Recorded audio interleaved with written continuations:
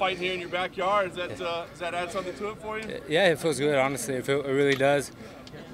It's kind of weird because I sleep in my own bed. I cut weight in my garage. I have a sauna, a treadmill, everything I need. I'm so used to being in a hotel room, so it's different, but it's just like normal, you know. I'm used to being at my house, driving with my brother everywhere, so it makes it easier. All my meals are cooked at home, so I can't complain. Talk about, you know, when the co-main event got canceled, the title fight, I think it put a lot more attention on your fight. Yeah. Did you take it that way? What was your thoughts when you kind of got pumped up, so to speak? To be honest with you, I was really excited. I said, wow.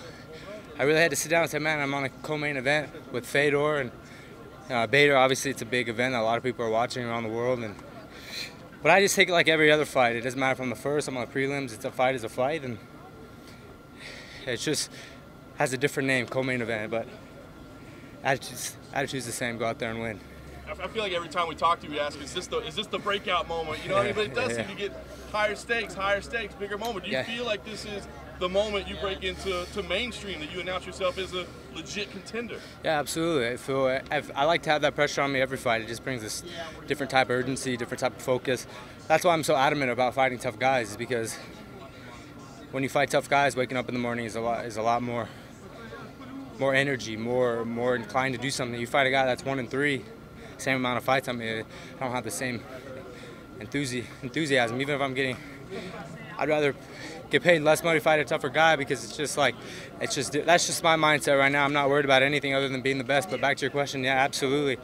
I feel I get through this fight. I feel I'm in a position to be the youngest world champion in history, 22 years old. With that coming along, being the youngest champion, you've seen what happens to other young champions like John Jones. They go through a lot of trouble. How do you avoid that? Yeah, that's a good question. I haven't been in that position, but I can tell you one thing. My family would keep me in check. It's a lot of pressure, but I know that it needs to change. I mean, I think I can be that guy to show a good example of what a young champion is about. I have everything in order. I have my training in order. I have my life. I've got, you know, nothing is figured out, but I've got a pretty good understanding of what I want out of life, and there's only one way to get that, is by going and winning championships. So, but back to your question, I don't know. I could tell you, I could see people say, oh, I won't do that, I won't do this, but I can tell you one thing, that I'd feel embarrassed going home if I was to, that would be front newspaper, Aaron Pico's out doing something that he's not supposed to. I could tell you one thing, that it wouldn't feel good calling my grandparents. It wouldn't feel good going back to my household. My parents would be very, very pissed, so I wouldn't want that shame upon me if I was to do something I wasn't supposed to. But back to your question, my family will keep me in check, and I'll keep myself in check.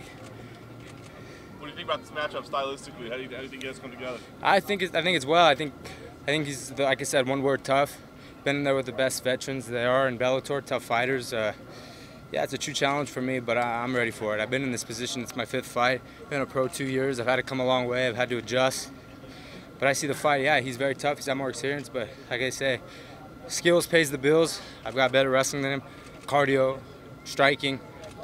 So it's going to be an interesting matchup, but I feel I'm going to come out on top. But my hat's off to him. He's a very, very, very tough guy. I mean, that's all I could put it. Yeah. Is it tough finding you opponents, or are people lining up to fight you? No, now it's easier, because I mean, I'm fighting the guys in the top 5. That's why, I mean, before, yeah, it was really, really difficult to find opponents, but now I wanted to fight top guys, and I eventually want to get the title this year. I mean, that's definitely a goal of mine. I'll be the youngest in history. You said you had to adjust. What do you mean by adjust?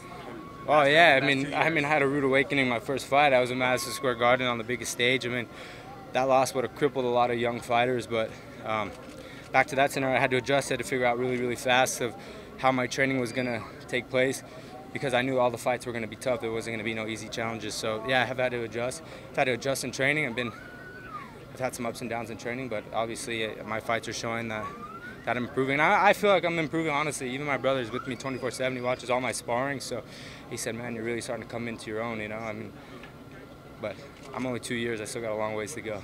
Last one, every card they put you on, it's always a big card. MSG, first night on DAZN. Do you still get excited, or is it now just, hey, it's normal, it's another big card, and it's Aaron Pico? Yeah, I mean, I do get excited. I get nervous, scared, everything, every emotion runs in my body. I always think before a fight, I said, shit, why do I do this? Why do I do this to myself? I always tell my family, I'm like, shit, I'm so nervous. But once I get a warm-up going and once I step out there, the bell rings, it goes away. It's just like a wrestling match when I was 5 years old. I'd get so nervous, and as soon as the bell rang, you'd be fine. So yeah. But yeah, I'm excited, absolutely. I'm here in LA and feeling ready to go. Now, you obviously got quite a lot of amazing coaches, Freddie Roach, Antonio McKee. We hear about you working with Sam Calavita and TJ at the training lab. That's a lot of cooks in the kitchen. How do you take the right things to just put it all together in the cage? Yeah, it's a good question. Yeah, well, everybody knows, plays their part. Coaches. Antonio is my MMA coach. That's what his job is. He's my main coach. Obviously, Freddie does the boxing, and then Coach Cal does the strength and conditioning. One thing about Coach Cal knows that's not what I'm there to do. Be a cyclist or be the, how do you say it, like the world's strongest man. He knows that he plays a very significant role in my development, but everybody knows what the end goal is. That's to become an MMA fighter. Freddie knows that I'm an MMA fighter, not a boxer yet. So everybody knows their role, and I have my family to sit down at the kitchen table. We literally do and say, okay, what are we going to do? Let's plan out the week and figure out what we need to do. So it's moving well. But like I was saying, I have to make adjustments in training, everything. It all takes. It's a full-time job. I mean, my training regimen is so complex, and a lot of people kind of could probably disagree of how I do things. But I've always done things not the normal way. People always have frowned upon certain things that I've done and decisions I've made. But look, I'm standing here right now, and everything seems to be going fine. So. Just take it one day at a time. All right, thanks, guys. Thank you, guys. Appreciate it.